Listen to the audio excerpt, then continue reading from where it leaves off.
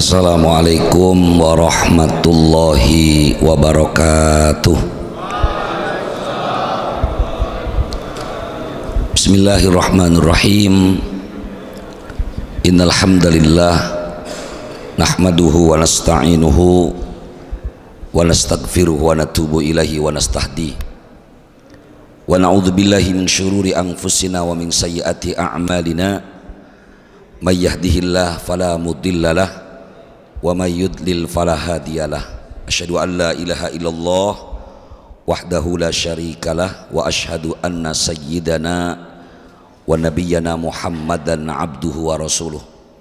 Allahumma fassalli wa sallim wa barik ala hadan nabiyil karim nabiyyina wa maulana Muhammadin sallallahu alaihi wasallam wa ala alihi wa sahbihi wa man tabi'ahum bi ihsanin ila yaumiddin, amma ba'd. Qalu subhanaka la ilma lana illa ma 'allamtana innaka antal alimul hakim. Wa qala rabbi shrah li sadri wa yassir li amri wahlul 'uqdatam min lisani yafqahu qawli. Saudara-saudara hadirin jamaah yang insyaallah senantiasa diberikan kemuliaan dan keberkahan oleh Allah Subhanahu wa taala. Senang sekali siang hari ini saya akan menemani saudara-saudara sekalian untuk mengkaji satu kajian hukum Islam yang amat penting. Salah satu kajian dari fikih ibadah. Karena itu mari sama-sama kita awali pertemuan kita di kesempatan siang hari ini dengan bersama membaca satu umul kitab suratul Fatihah. Kita bertawassul dengan bacaan Al-Fatihah kita. Semoga yang kita dapatkan di kesempatan siang hari ini bermanfaat dan dapat kita amalkan dalam kehidupan kita sehari-hari. Ila hadhihi niyyah Al-Fatihah. A'udzubillahi minasyaitonirrajim. Bismillahirrahmanirrahim. Alhamdulillahirabbil alamin. Arrahmanirrahim. Maliki yaumiddin. Iyyaka na'budu wa iyyaka nasta'in. Ihdinas siratal mustaqim. Shiratal ladzina an'amta 'alaihim ghairil maghdubi 'alaihim waladdallin. Amin. Sepertinya yang sambil bersandar di dinding, alangkah baiknya maju sedikit, karena saya pikir kita hari ini di majelisnya generasi muda Islam. Kalau saya ngajar di bapak-bapak yang usianya sudah pensiunan polisi, biasanya memang tempat favoritnya bersandar di dinding. Tapi kalau ini subhanallah, karena itu saya mohon untuk bisa maju sedikit, dan mungkin handphonenya boleh disimpan dulu. Kita mau ngaji sebentar, ngajinya nggak lama-lama. Saya dijadwalkan insya Allah sampai pukul 15. Kalau kelamaan nanti bisa kita persingkat saja. Kalau perlu jam 13 lewat 15 selesai. Ternyata Polri juga sama dengan masyarakat biasa ya, senengnya ngajinya nggak lama-lama. Baik, insya Allah materi saya bisa sampaikan di kesempatan siang hari ini berkaitan dengan at-thaharah wa alaqatuha fis shalah, bersuci dan kaitannya dengan ibadah sholat. Agar kegiatan kita berjalan dengan baik, dengan suasana yang akrab, izinkan saya memperkenalkan diri. Nama saya Mulyadi Effendi. Saya biasa dipanggil Pak Mulyadi, dan saya S1-nya bahasa Arab, bahasa dan sastra Arab di Jami'atul Imam Muhammad Ibn Saud min Far' Ar-Riyadh Al-Mamlakah Al-Arabiyah As-Saudiyah. Kemudian S2 saya di jurusan Hukum Islam di Universitas Islam Negeri Jakarta. Dan S3 saya mengambil di jurusan Hukum Islam juga di Universitas Islam Negeri Bandung. Mudah-mudahan dialog kita mudah-mudahan lebih bermanfaat. Dan saya juga mengambil kursus dakwah dan ad-du'at di Al-Azhar Kairo Mesir. Nanti boleh tanya dengan bahasa yang biasa saja, karena lagi-lagi kajian kita hari ini mudah-mudahan bisa kita dialogkan dengan baik. Yang pertama tentang toharoh. Saudara-saudara sekalian yang saya hormati, dalam semua kitab fikih ternyata selalu diawali dengan at-thaharah. Kenapa kemudian para ulama mengawali seluruh kitabnya dengan kata at-thaharah? Sebagian ulama mengatakan bahwa karena makna thaharah itu sendiri adalah suci, sehingga diharapkan setiap muslim yang mengaku beriman kepada Allah, mengaku beriman kepada Nabi Muhammad SAW, mengawali aktivitas apapun dengan kesucian hati. Sebab kalau sudah suci hatinya, kemudian direfleksikan dengan kesucian diri, maka insya Allah apapun yang akan ia lakukan akan lebih bermakna di hadapan Allah Subhanahu wa Ta'ala. Itu salah satu alasan kenapa selalu at-thaharah itu dibahas di bagian yang pertama. Lalu dalam perspektif fikih ibadah, apa itu at-thaharah? Ulama mendefinisikan at-thaharatu imma haqiqiyah atau imma hukmiyah. Thaharah atau bersuci dalam perspektif hukum Islam ada namanya at-thaharah haqiqiyah, bersuci secara hakiki. Sedangkan yang kedua namanya at-thaharah al-hukmiyah, yaitu bersuci hanya karena hukumnya saja. Lalu bersuci secara hakikiyah itu apa?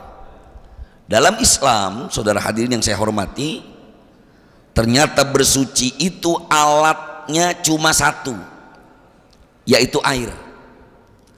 Sementara al-hukmiyah bisa jadi karena ketidakadaan air, bisa jadi karena ketidakmungkin penggunaan air, maka digantikan dengan abu, dengan tanah, yang dikenal dalam fikih namanya tayamum. Jadi tayamum itu adalah suci dalam debu. Jadi kalau ada orang yang menyucikan hadas, menyucikan seluruh anggota badannya dengan tidak menggunakan air dengan syarat tertentu, itu namanya at-thaharah hukmiyah. Nah, kita mulai dari at-thaharah al-haqiqiyah. Kenapa muncul at-thaharah al-haqiqiyah?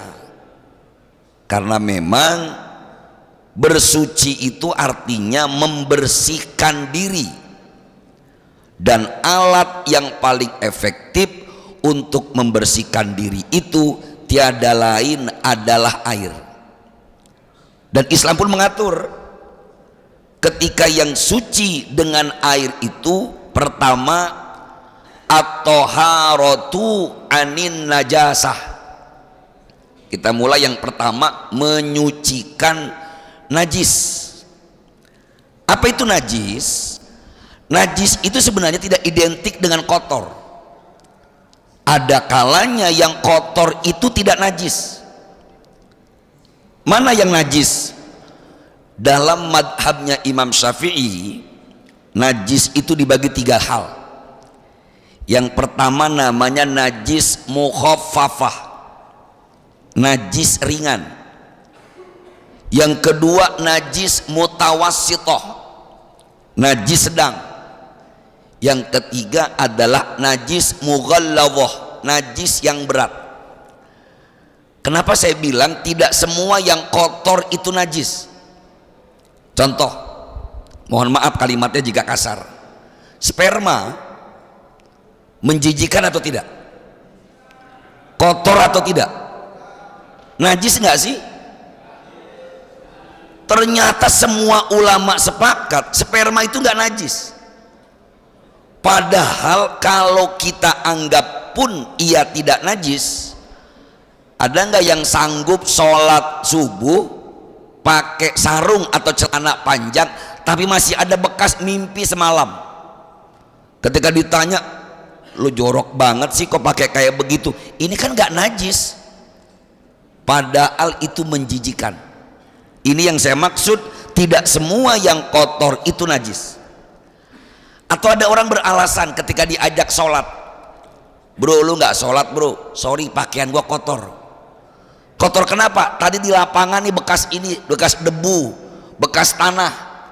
Dalam mata kita debu itu kotor. Orang yang pakai baju dari pagi sampai sore, apalagi yang bajunya warna putih, kemudian warnanya sudah berubah menjadi hitam, mereka akan bilang baju saya kotor. Sehingga sebagian orang buat alasan, kok lu nggak sholat, baju gue kotor. Padahal kotor tidak berarti najis. Jadi kalau ada teman-teman kita yang diajak sholat, alasannya sorry gue nggak mau sholat, kotor, tanya dulu kotornya kenapa. Kalau cuma kotor pakaian bukan najis, tentu boleh dipakai untuk sholat. Karena saya khawatir jangan-jangan orang yang diajak sholat beralasan, termasuk yang perempuan, kadang-kadang ditanya, lu kenapa nggak sholat? Sorry lagi M. Dikirain M-nya menstruasi, nggak taunya M-nya males. Ini menunjukkan tidak semua kotor adalah najis. Dari 3 macam najis ini, ternyata cara membersihkannya pun berbeda-beda. Kalau najisnya mukhaffafah, najis yang ringan, ini biasanya hanya dipercikkan air selesai. Karena saking ringannya disebut najis ini. Yang masuk dalam kategori najis mukhaffafah ini menurut ulama adalah air seni anak bayi laki-laki yang belum minum atau makan apa-apa kecuali air susu ibunya. Sayangnya saudara, hari ini susah cari anak kecil yang belum makan atau minum apa-apa kecuali air susu ibunya. Malah anak kecil hari ini baru umur 1 minggu udah makan biskuit. Jadi otomatis air seninya nggak mukhaffafah lagi. Maka kalau sudah tidak mukhaffafah, dia masuk najis kategori yang kedua, yaitu najis mutawassithah. Nah, najis mutawassithah ini cara membersihkannya adalah 3 kriteria yang harus hilang. Yang pertama warnanya, yang kedua baunya, yang ketiga rasanya. Ini jangan dicoba dulu yang rasa yang terakhir, karena dengan mata kita bisa melihat ini warnanya sudah hilang atau belum. Yang kedua baunya sudah hilang atau belum. Kalau ketiga ini sudah hilang, otomatis najisnya juga hilang. Biasanya kalau yang laki-laki yang sering kejadian najis itu saat buang air kecil tidak tuntas. Apalagi maaf, sebagian kita pakai celana panjang, pakai ikat pinggang ketat, akhirnya ketika buang air kecil masih ada sisa. Makanya Rasulullah mengajarkan saat kita buang air kecil, sunnah bagi laki-laki ataupun perempuan yang pertama mengurut dulu, senjatanya diurut. Pernah diurut? Bukan senjata yang dipegang bapak polisi ya, senjata yang biasa kita pakai ke kamar mandi, itu diurut dari bawah. Setelah diurut, sunnah lagi bergumam 3 kali. Ini untuk meniriskan najis. Nah, makanya kalau ulama-ulama dulu sangat hati-hati. Mereka biasanya kalau pakaian yang dipakai sehari-hari dengan pakaian untuk sholat itu berbeda. Kenapa? Karena kekhawatiran najis tadi. Apalagi misalnya di rumah ada anak kecil yang sudah makan macam-macam, yang kadang-kadang pipis sembarangan, ini najisnya namanya mutawassithah. Nah, yang ketiga, ini yang dianggap paling berat, namanya najis mughalladhah. Bicara tentang najis mughalladhah, walaupun sudah ada teknologi yang bisa membunuh bakteri sekalipun, para ulama katakan karena ini perintah Nabi Muhammad SAW, maka mau tidak mau, suka tidak suka, orang yang beriman harus mengikutinya. Apalagi kita tahu di kepolisian ada misalnya anjing yang dipakai untuk tugas kepolisian.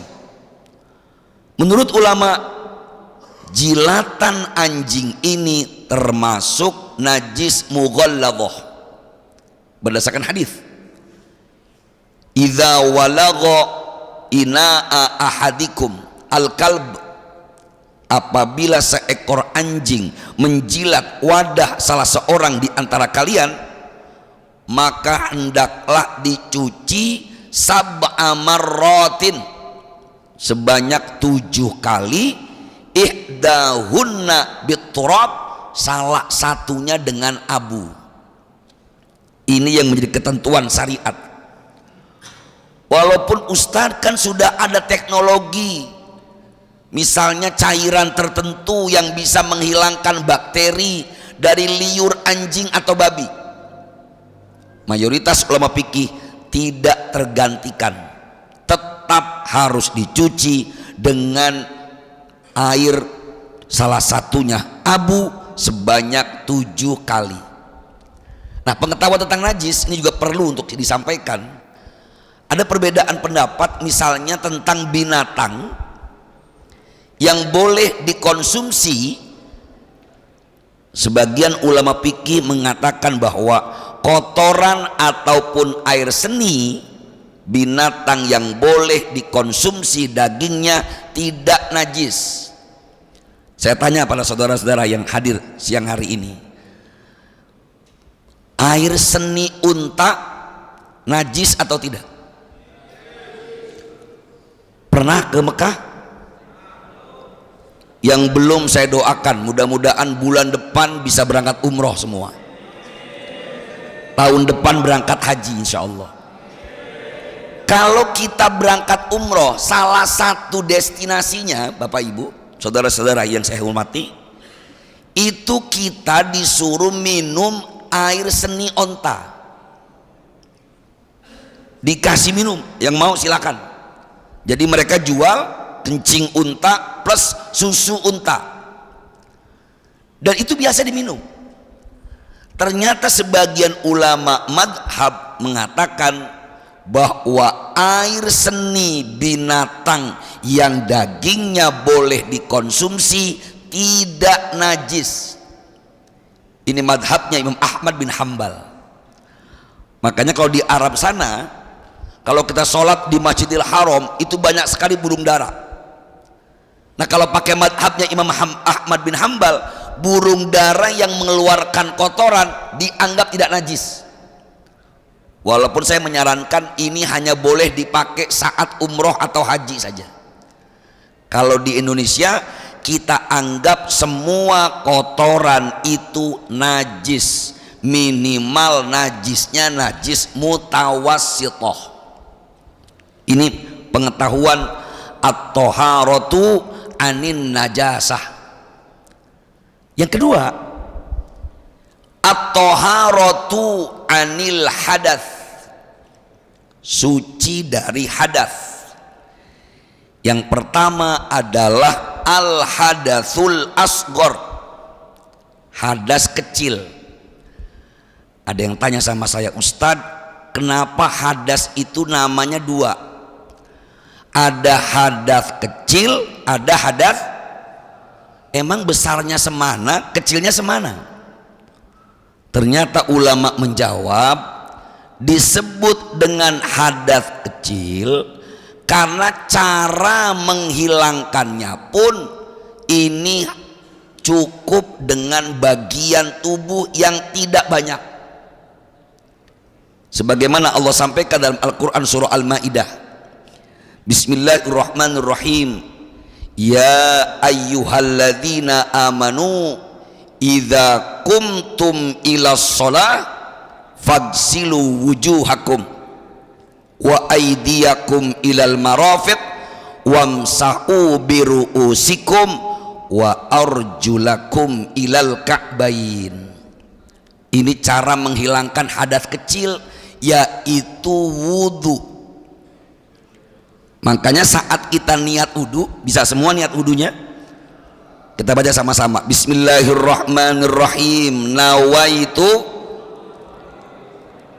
al-wudu'a li raf'il hadatsil asghar fardhon lillahi ta'ala. Itu yang mau pakai bahasa Arab. Walaupun wajibnya niat bukan di lisan, tapi di mana? Di hati.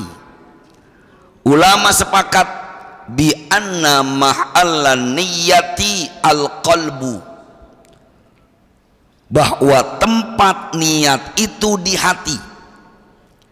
Jadi kalau kita niatnya cuma baca nawaitul wudu'a li rabbil hadatsil asghar fardhon lillahi ta'ala, tapi enggak niat dalam hati, otomatis wudu kita tidak sah.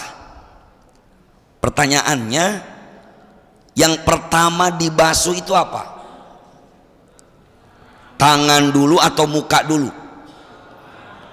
Kalau saya muka dulu boleh nggak? Kalau saya tangan dulu boleh nggak? Kan ayatnya nggak ada ngomongin tangan dulu. Silakan dicek di surah Al-Maidah ayat 6. Ya ayyuhalladzina amanu idza qumtum ila shalah fagsilu wujuhakum. Hai orang-orang yang beriman, apabila kamu mau sholat, fagsilu wujuhakum, maka basuhlah wajahmu. Jadi perintah Allah wudhu itu apa dulu? Tadi ada yang ngomong tangan. Jadi tangan dulu atau muka dulu? Nah, ini yang perlu kita bedakan. Urusan yang wajib dengan urusan yang sunnah harus dibedakan. Sebab kalau itu namanya wajib, atau dalam bahasa fikih juga disebut dengan rukun, maka kalau seseorang meninggalkan yang rukun, seseorang meninggalkan yang wajib, otomatis ibadahnya tidak sah. Kenapa pengetahuan ini menjadi penting? Hidup kadang-kadang membutuhkan waktu yang cepat. Misalnya sedang ada tugas, harus segera selesai wudhu dan sholat. Kita bisa kerjakan yang rukunnya aja, nggak perlu yang sunnah dulu. Yang sunnah boleh dikerjakan ketika memang kita tidak ada sesuatu yang lebih penting. Nggak mungkin misalnya kalau pakai madhab Imam Syafi'i, saya pernah kejadian ada orang ketika berangkat bersama-sama, sudah ditunggu, mohon kalau mau sholat dulu nanti ditungguin ya, jam sekian kita kumpul. Nggak taunya semua rombongan sudah sampai di bus, ada satu orang yang belum. Ketika ditanya kok lama, semua wudhunya dia lama, sholatnya semua yang wajib yang sunnah dibaca, sholat sunnah dia dikerjakan, akhirnya malah ketinggalan, ada kepentingan orang banyak yang dikorbankan. Maka ini penting mengetahui mana yang rukun, mana yang sunnah. Kasus yang kedua, ada air yang dipakai untuk berwudu tapi kuantitasnya sangat terbatas. Kalau ini dipakai semua, dari mulai tangan, kumur-kumur semua dipakai, otomatis nanti kawan yang lain nggak bisa pergunakan air ini untuk wudhu lagi. Atau ada binatang yang membutuhkan air yang kita pakai untuk wudhu, maka cukup kerjakan basuh atau usap hanya yang wajib saja. Mana yang wajib? Yang disebut Allah cuma 4. Apa saja? membasuh muka, membasuh kedua tangan, mengusap kepala, membasuh dua kaki. Cuma 4. Pertanyaannya, mengusap kepala itu mengusap atau membasuh? Kalau dibasuh boleh nggak? Kalau mengusap kan kayak begini, maaf, ini mengusap boleh. Coba begini aja, kita lihat. Kalau lihat firman Allah Ta'ala tadi, ternyata ulama mengijtihadkan wudu itu rukunnya 6. Kenapa awalnya di Al-Quran cuma 4 menjadi 6? Ternyata yang 2 dijelaskan oleh Kanjeng Rasul. Yang pertama kata Nabi, justru bukan membasuh muka lebih dulu, tapi niat. Rasulullah bersabda, innamal a'malu bin niyat wa innama likulli imri'in ma nawa.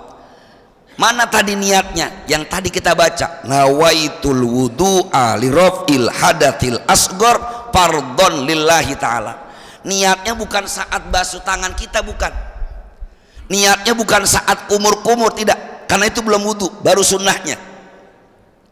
Niat itu harus dilakukan saat membasuh muka. Namanya membasuh berarti harus lengkap. Saya melihat banyak sekali, mohon maaf, ada orang yang wudu cuma begini. Sah atau tidak? Yang namanya muka, yang disepakati oleh para ulama, batasnya itu dari sini, min manabitis sya'ri ila dzakni, tempat tumbuh rambut sampai batas janggut di sini. Sedangkan lebarnya ini dari ujung yang kecil-kecil di telinga kita sampai sebelah sini. Ini mudah-mudahan berkenan nanti kalau kita boleh praktek cara wudhunya. Sebab hasil survei beberapa mahasiswa jurusan hukum Islam, mereka yang ngaji bab wudhu sekalipun, ketika praktek wudhu 78% di beberapa masjid di wilayah Jakarta semuanya salah dalam praktek. Jadi teorinya tahu bahwa rukun yang pertama niat, rukun yang kedua membasuh muka, tapi ketika disuruh praktek membasuh muka salah. Padahal ini konsep awal yang amat penting, hubungannya dengan sholat nanti. Jadi bagaimana mungkin sholat kita bisa benar kalau wudhunya salah? Maka Allah sampaikan, fagsilu wujuhakum.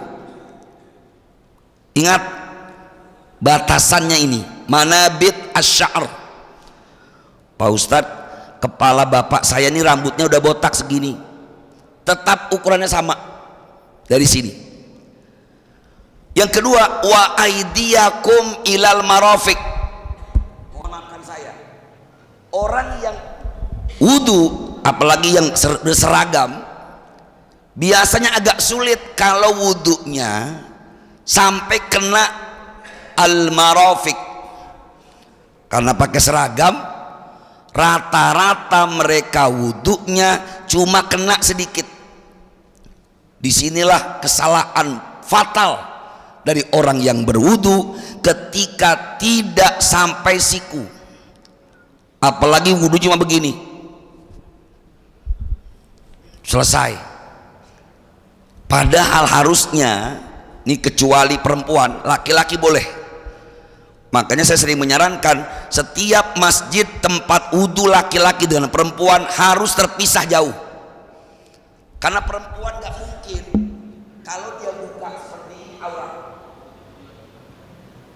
Kadang-kadang di sini tempat wudhu laki-laki, sebelah tempat wudhu perempuan. Akhirnya ngobrol, udah wudhu belum? Kelihatan aurat. mengerjakan satu ibadah yang rukun tapi malah mengerjakan yang haram. Mohon maaf. Jadi wudhu itu dapatnya sampai sini, harus ditarik ke belakang sampai melewati sini. Jadi ketika kita ambil air wudhu, otomatis ini basah. Ini kesalahan kedua yang paling sering terjadi. Ini nggak benar. Karena paling enak wudhunya begini aja. Akhirnya nggak basah. Makanya wudhu itu harusnya ke bawah dulu, baru ke atas. Bawah lagi, baru ke atas. Kesalahan ketiga, banyak di antara kita yang saat wudhu justru menghambur-hamburkan air. Karena betul salah satu sunnah dalam wudhu itu dilakukan 3 kali, tapi itu pun kondisional. Kalau memang airnya banyak silakan, tapi cukup 3 kali, nggak perlu sampai 5 sampai 7 sampai 9. Ini namanya guluwun fiddin, malah berlebih-lebihan dalam beragama. Ini yang pertama muka, yang kedua tangan sampai siku, yang ketiga wamsahu biusikum. Saya sampaikan di majlis ini, menurut Imam Syafi'i mengusap kepala itu boleh seukuran 3 helai rambut. Tapi menurut madhab Imam Malik nggak sah kecuali dibasahi seluruhnya. Maka dalam madhab Malik begini wudhunya, ambil airnya dari bawah ke atas, terus ke depan. Jadi ke belakang, ke depan, langsung air buat lidah. Itu yang juga dari hadisnya ada. Maka yang terbaik, ada kaidah ini mengatakan begini: al-khuruju minal khilafi mustahabun. Keluar dari perbedaan pendapat sangat dianjurkan. Maka ketika kita mau pakai madhab yang semuanya mengatakan boleh, mengusap kepala bukan cuma sedikit, tapi seluruhnya, kecuali yang lagi tugas. Mungkin karena pakai topi, waduh kalau dibuka semua repot, silakan pakai madhabnya Imam Syafi'i yang hanya sedikit. Baru yang terakhir atau yang kelima yang disebutkan Allah dalam Al-Maidah ayat 6, wa arjulakum ilal ka'bain, kedua kakimu sampai mata kaki.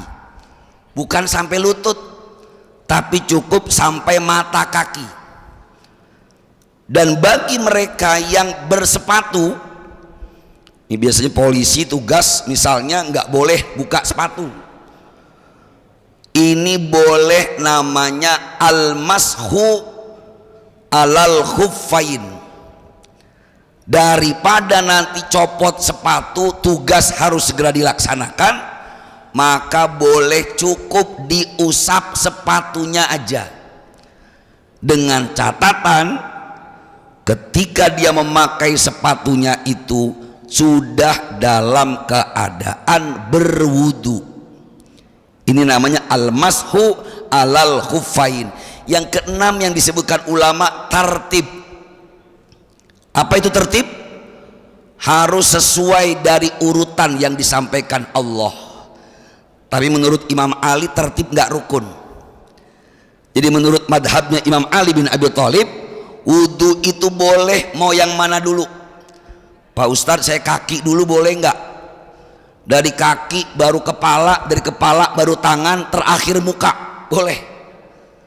Tapi kita pakai madhabnya mayoritas, dimulai dari muka, kedua tangan, mengusap kepala, membasuh 2 kaki, semuanya dilakukan secara berurutan. Ini namanya yang wajib.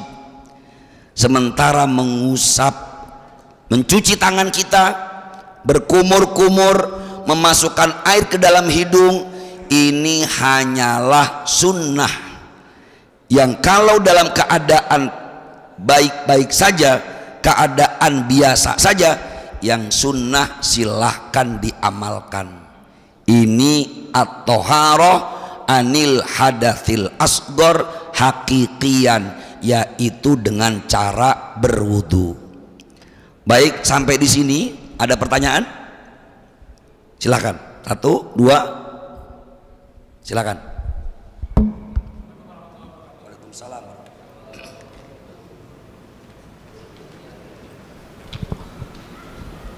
Assalamualaikum warahmatullahi wabarakatuh. Mohon izin Ustaz, mohon izin bertanya terkait hadis. Saya sudah mendengar beberapa kajian terkait hadis Ustaz. Yang sampai sekarang saya belum mengerti apa pengertian hadis itu. Mengapa bisa menjadi hadis kecil, mengapa bisa jadi hadis besar? Karena hadas kecil, hadas besar. Karena tempat keluarnya sama, cuman yang dikeluarkan berbeda. Kenapa satunya harus berwudu, yang satunya harus mandi? Selain itu perintah Tuhan, apa dasarnya Ustadz? Kemudian terkait juga dengan hadas kecil, kenapa kalau membuang air seni menjadi hadas kecil dan berkeringat tidak menjadi hadas kecil? Terima kasih Ustadz. Assalamualaikum warahmatullahi wabarakatuh. Waalaikumsalam warahmatullahi wabarakatuh. Saya coba jawab dulu. Yang pertama, penamaan dari hadas kecil dan hadas besar. Tadi saya katakan alasannya karena memang cara menghilangkannya hanya dalam sekup yang kecil. Maka disebutlah dengan al-hadas al-asghar. Walaupun sumber keluarnya sama, cuma perbedaannya ketika yang keluar keringat misalnya, keringat itu bukan bagian dari akumulasi yang kita konsumsi. Apalagi keringat dengan air seni jelas sangat berbeda. Bahkan dari sisi kedokteran pun antara air seni dengan air keringat kita ini dari pembakaran yang berbeda. Dari sisi bau, dari sisi yang menjijikan, jelas air seni lebih menjijikan. Maka dalam Islam, keluar air seni, keluar dari arah belakang disebut hadas kecil. Tapi kalau keluarnya yang sesungguhnya bukan najis malah, tapi karena memang penyuciannya harus seluruh badan yang dimandikan atau dicuci, maka disebutnya al-hadatsul akbar. Hanya itu sebabnya. Jadi kenapa kemudian pada keluarnya sama? Ya, keluarnya di tempat yang sama, tapi karena hasil dari sesuatu yang berbeda. Kita sepakat air seni itu keluarnya dari proses apa? Karena biasanya disebutkan dari proses sampah saja. Sementara air sperma jelas berbeda pula. Karena memang prosesnya yang berbeda, maka hukumnya pun berbeda antara sperma yang masuk dalam hadas besar dengan air seni yang masuk hadas kecil. Kira-kira demikian. Wallahu a'lam. Ya, silakan.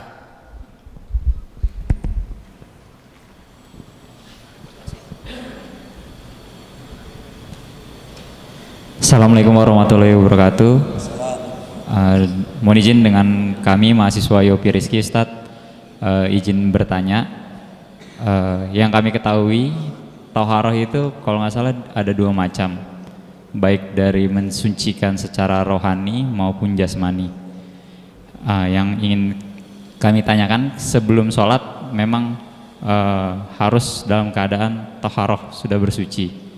Namun ketika kami lagi dalam kondisi marah, sedang ada penyakit hati maupun iri, dengki, dan melaksanakan sholat, apakah hukumnya sholatnya itu diterima Ustadz? Demikian, terima kasih. Assalamualaikum warahmatullahi wabarakatuh. Satu lagi bisa.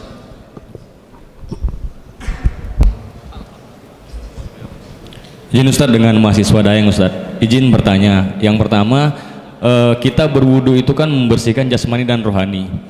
Tapi pada saat kita setelah bersuci, kita sudah wudu, terus mohon maaf kita buang angin, kenapa wudu kita batal dan wudunya diulang, sementara tempat keluarnya angin sendiri tidak diwajibkan untuk dibersihkan, malah bagian tubuh yang lain yang wudunya diulang. Itu aja Ustaz, terima kasih. Ini pertanyaan yang luar biasa, yang keluar dari sini tapi yang dicuci yang di sini. Harusnya yang keluarnya dari sini anginnya udah Pak Ustadz yang ini aja bersihin. Kenapa jadi semua lagi yang balik lagi? Tayyib. Yang pertama yang saya ingin ingatkan, beragama itu sesuai petunjuk Nabi.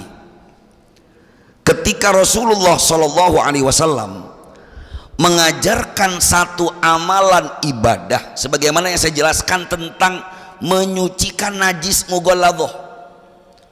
Di zaman Rasulullah menyucikannya dengan debu. Emangnya nggak bisa Pak Ustadz digantikan dengan yang lain saja? Toh sama-sama najis kok. Kalaupun diperiksa di laboratorium semuanya udah hilang kok. Kenapa harus abu juga? Ini yang disebut dalam agama bagian dari ta'abbudi. Apa itu ta'abbudi? Sesuatu yang bersifat ibadah.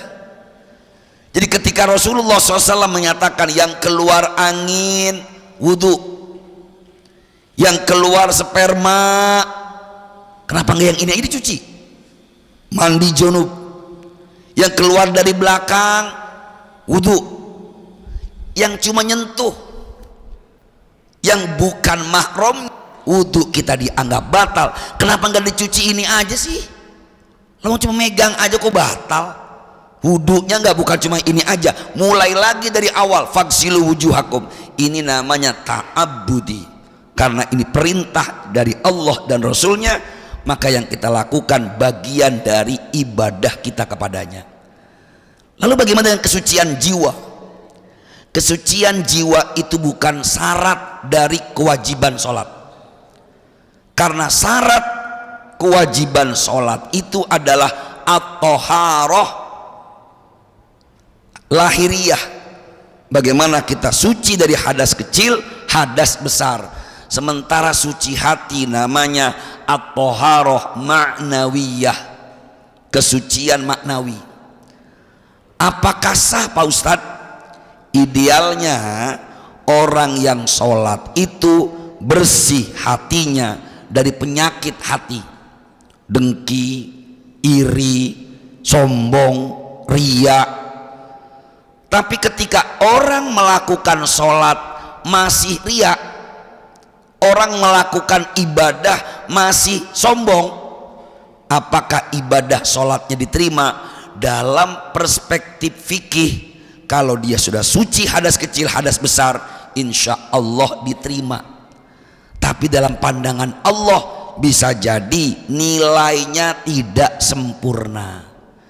Jadi selama kita belum bisa sekalipun, jangan sampai ada anggapan, kamu kok nggak mau sholat habis hati saya belum suci, saya masih suka iri sama orang, saya masih suka dengki, saya suka riya. Justru berharaplah dengan sholat yang kita lakukan secara istiqomah, bersih diri kita, mudah-mudahan pula menjadikan bersih hati kita. Jadi jangan nunggu bersih hati dulu baru sholat. Sholatlah terus supaya hatinya bersih. Jangan nungguin khusyuk baru mau sholat, tapi sholatlah dulu biar khusyuk. Ada orang kenapa nggak mau sholat? Saya nggak bisa khusyuk Pak Ustadz. Kenapa kok belum sholat? Ngapain sholat? Itu yang sholat aja maksiat lulu kok. Bukan salah sholatnya, salah oknumnya yang sholat. Jadi bukan berarti ketika ada orang mau melaksanakan ibadah, hari ini misalnya viral, beberapa orang bilang, ngapain pakai nutup aurat, lawong kerjaannya juga nyusahin orang kok. Ngapain pakai hijab, tapi lisannya suka nyakiti orang kok. Lebih baik saya nggak pakai hijab, nggak menutup aurat, tetapi hati saya baik. Tidak begitu. Justru lakukan ibadah kepada Allah, mudah-mudahan hati kita pun terjaga kesuciannya. Wallahu a'lam. Demikian. Masih ada yang lain? Kita lanjutkan kalau begitu. Nah, setelah menghilangkan hadas kecil yang tadi ditanyakan sekupnya kecil itu, kita juga menghilangkan hadas besar di mana hadas besar ini lagi-lagi ta'abudi, karena bukan cuma sperma. Kalau sperma tadi dianggap tidak najis, ternyata perempuan yang haid dan nifas pun disebut dengan hadas besar. Disebut dengan hadas besar karena cara menghilangkannya menyiramkan air ke seluruh badan kita. Ketika tidak terkena air seluruhnya, maka otomatis ini dianggap tidak bisa menghilangkan hadas besar. Niatnya sebenarnya nggak mesti bahasa Arab. Kalau pakai bahasa Arab boleh, nawaitul gusla li raf'il hadatsil akbar fardhon lillahi ta'ala. Saya niat mandi menghilangkan hadas besar, fardu karena Allah. Dua cara ini, wudu dan mandi janabah, namanya at-thaharah al-haqiqiyah. Yang kedua, at-thaharah al-hukmiyah. Ketika tidak ada air, ketika kita nginep di tempat yang sangat dingin, ternyata junub, mau mandi airnya banyak sebenarnya, cuma kalau saya mandi nggak bakal kuat, bikin penyakit, atau ada air yang kapasitasnya sangat terbatas, maka Islam kasih solusi, fatayammamu so'idan thayyiba, cukuplah ganti dengan tayamum. Uniknya tayamum ini walaupun pengganti wudu, pengganti mandi, dua-duanya sama. Saya pernah punya santri, ketika dia sedang junub suruh tayamum, karena dia menganggap kalau junub itu harus seluruh badan, akhirnya dia guling-guling di lapangan. Ini jangan-jangan sama tayamumnya, kalau untuk pengganti wudu cukup muka dan tangan. Karena ini adalah at-thaharah al-hukmiyah, maka mau pengganti wudu ataupun pengganti mandi janabah sama, cukup dua saja yang diusapkan. Apa itu? Yang pertama wajah, yang kedua cukup kedua tangan, nggak usah ikut-ikutan kaki. Caranya pun karena ini hukmiyah, nggak perlu banyak-banyak juga abunya. Saya praktekkan, ketika kita tayamum sama, digulung semua tangan panjang kita, telapak tangan semua, baju kita, kemudian diambil abunya, bukan langsung ke muka, dibuang dulu, ambil, buang, baru usap muka kita. Nggak perlu 3 kali, karena tayamum itu bukan make up. Kalau 3 kali biar kelihatan abunya, tidak, cukup sekali. Itu pun nanti dibuang lagi, setelah dari sini ke sini buang lagi, ambil lagi, buang lagi, cukup sekali, tangan selesai. Itu sebabnya ketika ada persoalan fikih misalnya, apakah boleh bertayamum di kursi pesawat, padahal pesawat itu nggak ada debu, karena ini namanya at-thaharah al-hukmiyah, maka otomatis cara itu pun dibolehkan dalam fikih. Apalagi kata Nabi, ad-dinu yusrun, agama itu mudah. Allah sampaikan dalam Al-Quran, yuridullahu bikumul yusra wala yuridu bikumul usr. Allah menghendaki kemudahan dan tidak menghendaki kesulitan. Jadi silahkan mau tayamum di dinding pun boleh. Bahkan ketika ada pertanyaan, saya pernah mengalami kasus atau pertanyaan di mana sekelompok mahasiswa yang naik gunung. Mereka bilang, Pak Ustadz, kita mau sholat, kalau kita wudhu persiapan air terbatas. Kalau kita mau tayamum di mana? Tendanya lembab, posisinya bisa 0 derajat. Apakah sholat saya berhenti? Saya bilang tidak.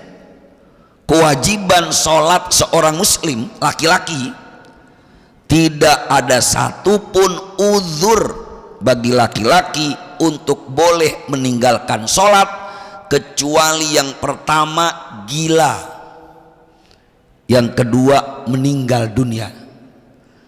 Jadi kalau ada muslim yang mau nggak sholat, silahkan aja jadi orang gila, nggak wajib sholat, atau meninggal. Kalau meninggal dunia disolatkan, tenang. Tapi bagi perempuan ada haid, nifas, boleh nggak sholat.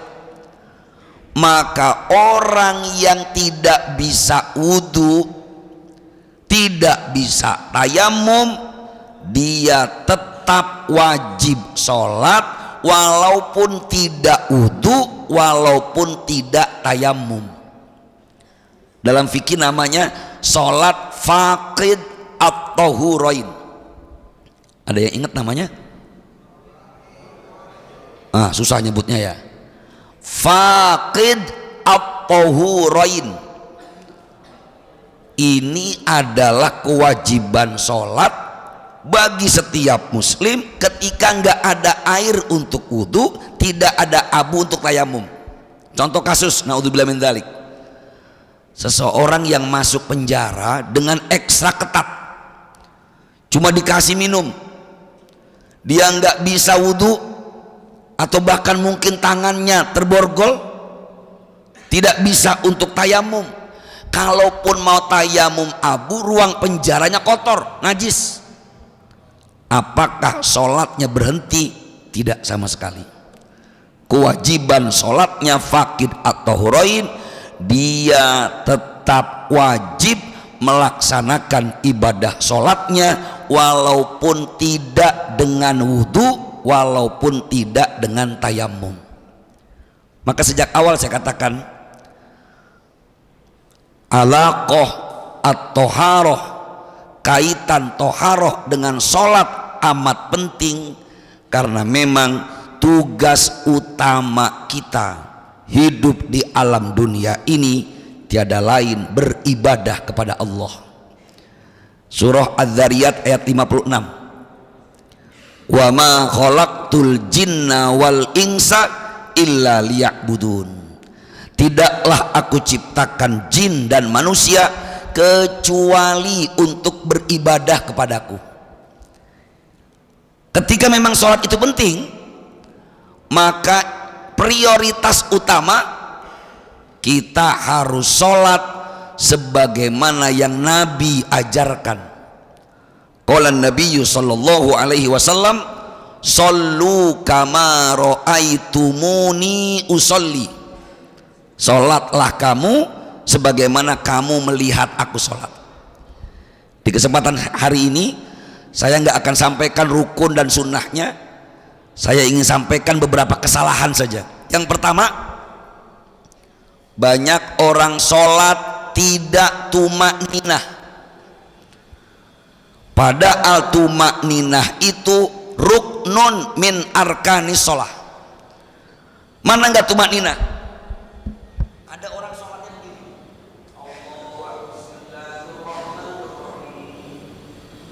Alhamdulillahirabbil alamin, saking enaknya baca Al-Quran dia lupa tumakninah. Atau ada yang sholatnya sejak awal gerak-gerak terus.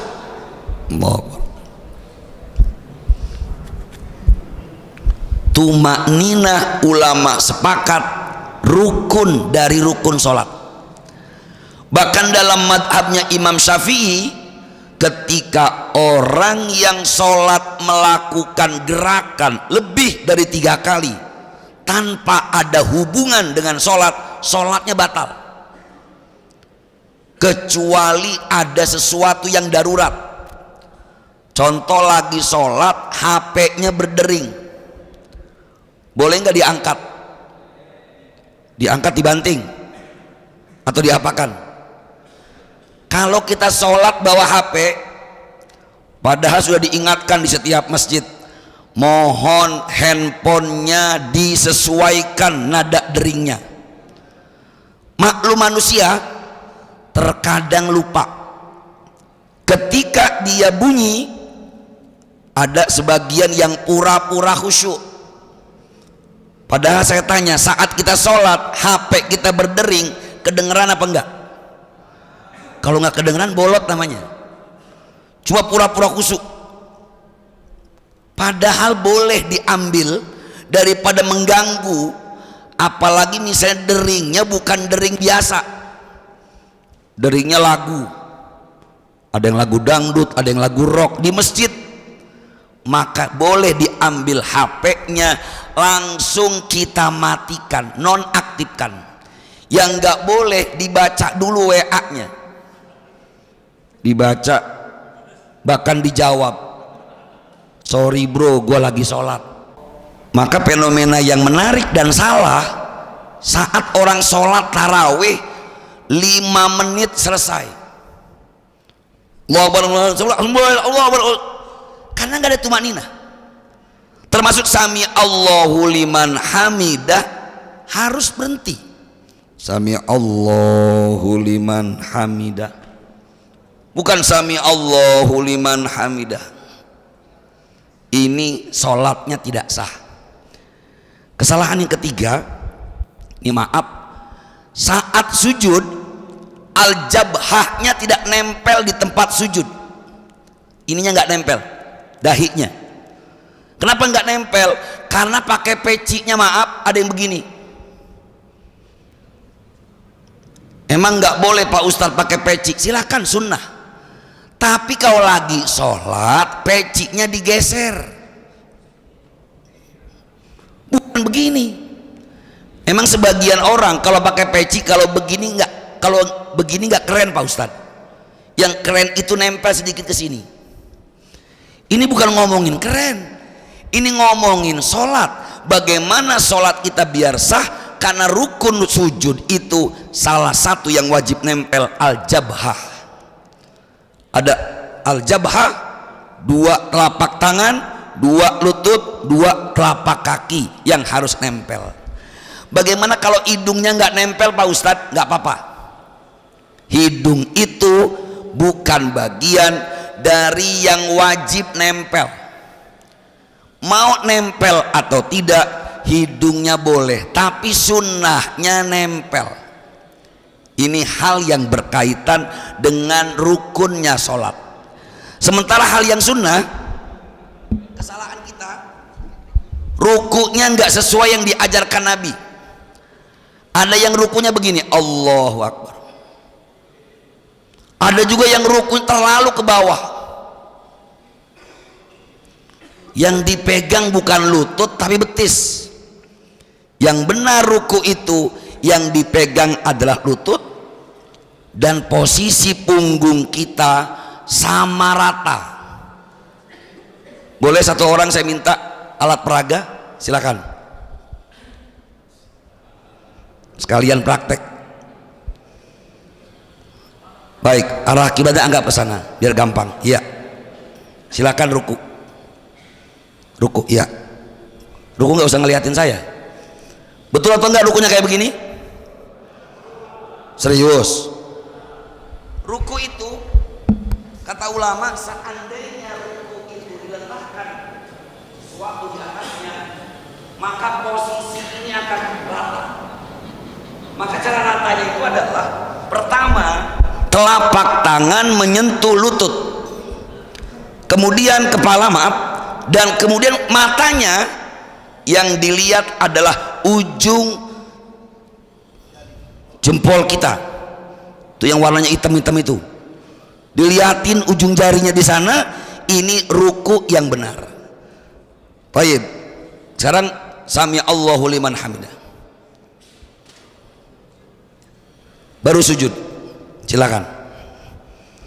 Nah, ini sujud itu pun diungkapkan oleh Kanjeng Rasul, posisi kita agak jauh ke sini. Mohon maaf. Jadi iya. Ini juga lurus. Dan nempel bagian yang pertama 1, 2, 3, 4, 5, 6, 7. Ini yang terbaik. Mohon izin, madep ke sana sekarang, madep kiblat. Oh iya. Ya, ini yang benar. Jadi posisi ini sunnah, walaupun ini sunnah, nggak wajib. Semua jari-jari kaki menghadap arah kiblat. Ini bagi laki-laki. Ya cukup. Kesalahan yang terakhir, salam saat salam.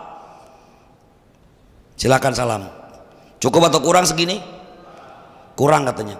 Kebanyakan nggak? Satu lagi ke kiri. Taib, terima kasih. Salam itu saat menyentuh, saat menoleh kanan dan kiri, cukup kelihatan pipi. Jadi nggak perlu sampai misalnya Assalamualaikum warahmatullah. Kalau itu nengok temen di belakang kemana? Assalamualaikum warahmatullah, nggak perlu, cukup sedikit aja, sekitar 45 derajat. Assalamualaikum warahmatullah, Assalamualaikum warahmatullah. Ini yang diajarkan Nabi kita Muhammad SAW.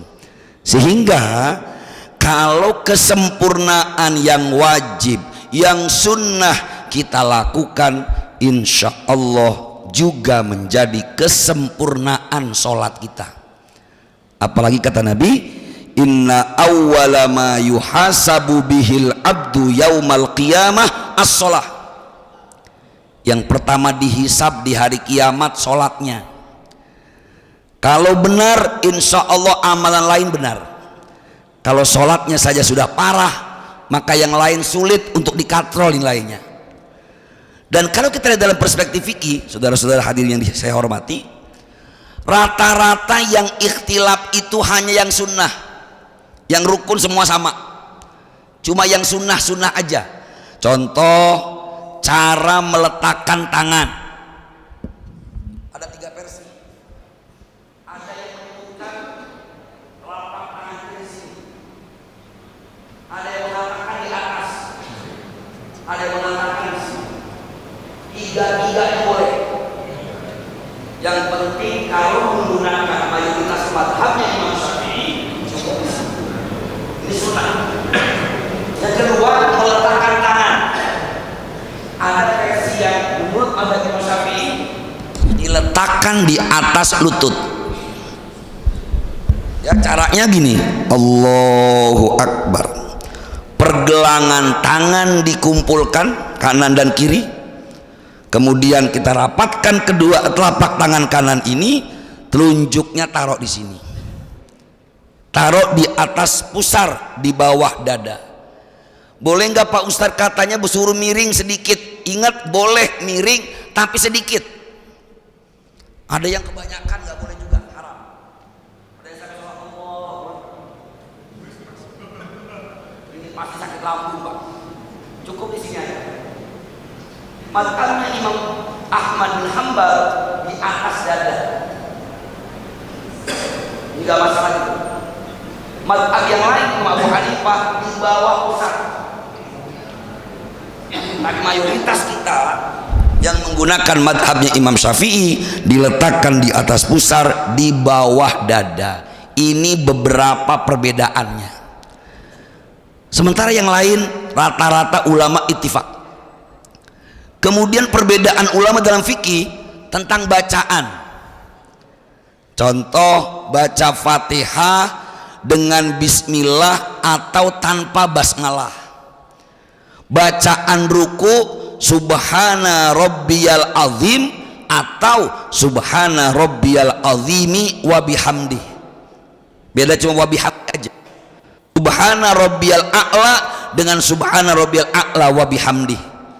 Bacaan doa iftitah, karena ini sunnah maka silahkan dipilih dan mana yang menurut antum semua biasa dilakukan. Insya Allah selama ada dalilnya, hal itu dibenarkan dalam ibadah kita. Ini pentingnya memahami bagaimana sholat kita. Kalaupun ada yang membedakan antara sujud laki-laki dengan sujud perempuan, itu hanya dalam madhab Imam Syafi'i. Kalau laki-laki agak renggang, perempuan agak mengerucut. Tapi dari mayoritas ulama madhab mengatakan laki-laki dengan perempuan sama saja, karena itu bukan berkaitan dengan penjagaan apapun. Ini yang saya anggap cukup untuk memahami tentang at-thaharah wa alaqatuha fis shalah, bersuci dan kaitannya dengan sholat. Tentu dalam pelajaran fikih ibadah biasanya di kampus-kampus Islam pun pelajaran fikih ibadah sampai minimal 4 SKS. Tapi ini kita dipaksa untuk menyelesaikan dari pukul 13 sampai pukul 15. Jadi mohon maaf kalau materinya sangat-sangat dipadatkan, tapi saya percaya semua yang hadir insya Allah sudah ahli sholat semua. Soalnya wajahnya kelihatan. Iya, wajahnya kelihatan maksudnya. Ya, kalau nggak kelihatan ditutupi soalnya, karena terbuka. Jadi wajahnya kelihatan semua. Mudah-mudahan kita niatkan untuk senantiasa menjaga ibadah kita kepada Allah Subhanahu wa taala. Baik, tentang bab sholat, jika ada pertanyaan saya persilahkan. Ya, satu. Silakan langsung. Oh, nanti dua.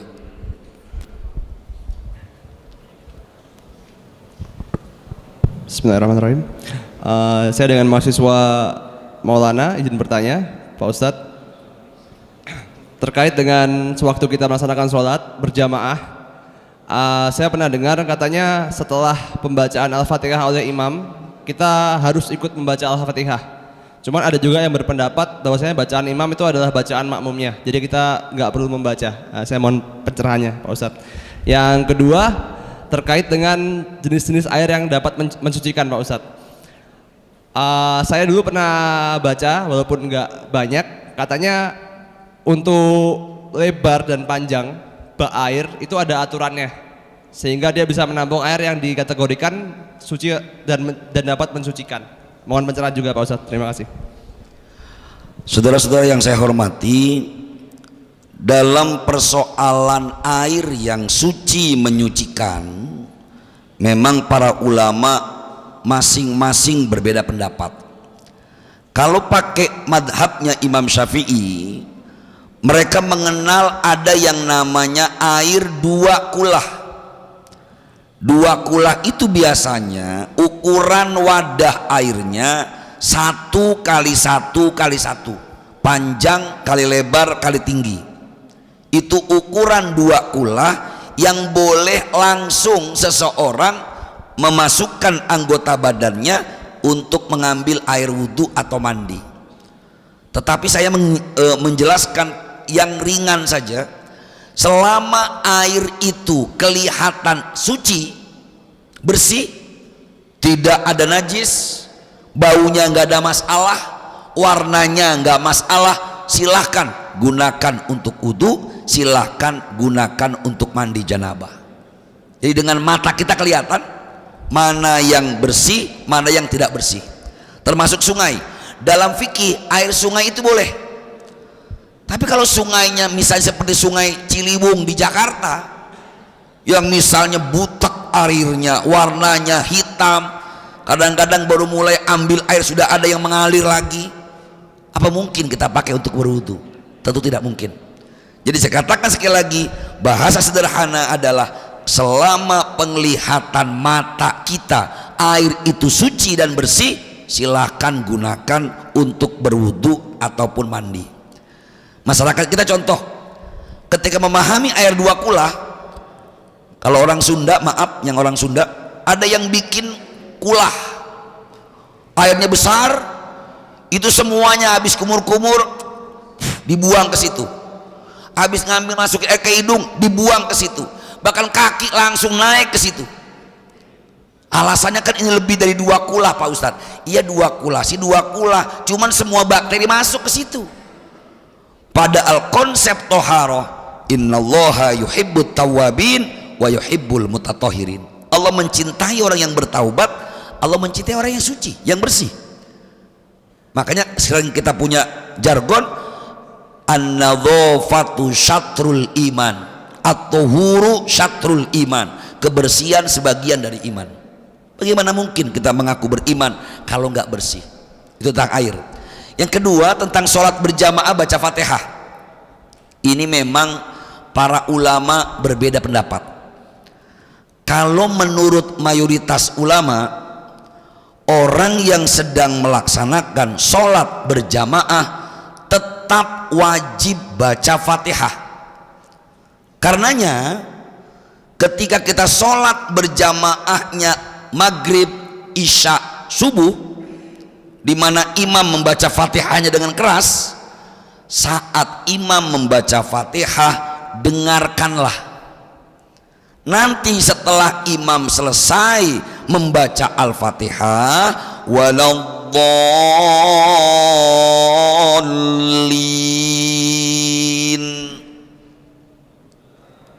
yang amin cuma 2 orang.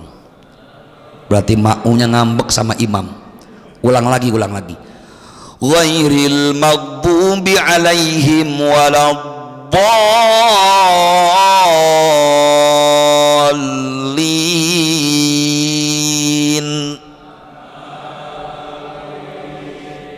Alhamdulillah.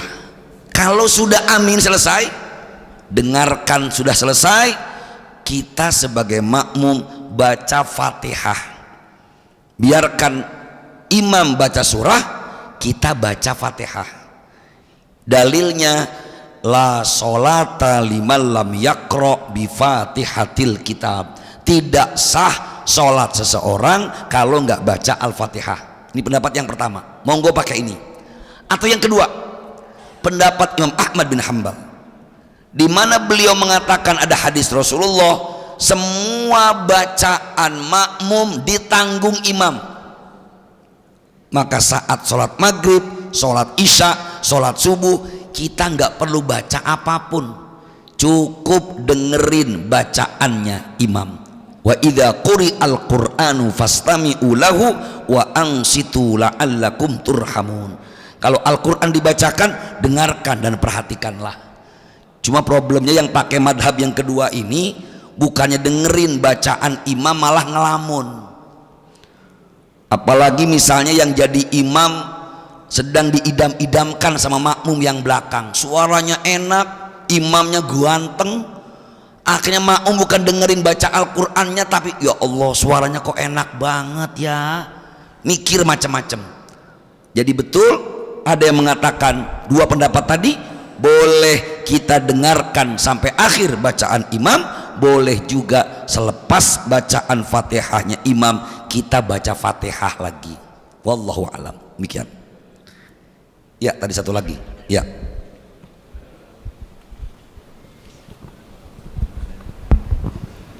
Assalamualaikum warahmatullahi wabarakatuh. Waalaikumsalam. Mohon izin Pak Ustadz dengan mahasiswa Ardi Wisnu. Ini beberapa kali mungkin saya menemukan sendiri Pak Ustadz, dan ini menjadikan pertanyaan bagi saya. Adakah batas waktu seorang makmum itu mengikuti imam? Soalnya ini sering terlihat pada saat tahiyat akhir, saat imam sudah bangkit dari sujudnya, tapi ada saja makmum yang mungkin membutuhkan waktu lebih lama untuk bangun. Apakah itu ada hadisnya ataupun yang lainnya? Mohon izin pencerahan Pak Ustadz. Terima kasih. Baik. Ini juga salah satu kesalahan makmum, di mana makmum menganggap bahwa salah satu tempat doa yang diijabah adalah saat sujud.